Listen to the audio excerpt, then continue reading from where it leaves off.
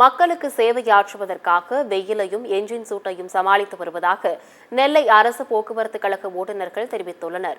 வெயில் மற்றும் என்ஜின் சூடு என இரண்டு வகையான வெப்பத்தினை சமாளித்துதான் 12 மணி நேரம் வேலை பார்த்து வருகிறோம் என அரசு பேருந்து ஓட்டுநர் மணி கூறியுள்ளார். மேலும் அரசு பேருந்துகளில் வைக்கப்பட்டுள்ள முதலுதவி பெட்டிகளில் கோடைக்கால அவசர உதவி மருந்துகளை வைக்க வேண்டும் என கோரிக்கை வைத்துள்ளார்.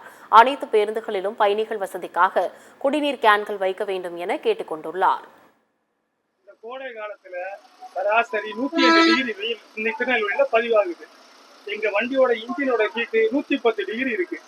ஆனா அதுக்கு வண்டியோட ரன்னிங்ல போகும்போது ஏற்படக்கூடிய வெப்பம் அதிகமா வருது.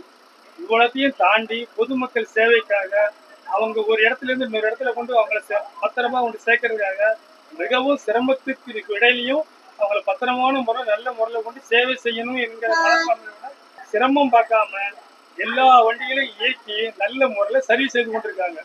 அவங்களுக்கு பொதுமக்கள் கூடுமான வரை ஒத்துழைப்பு கொடுக்குமாறு தாழ்மையுடன் கேட்டுக்கொள்கிறேன்.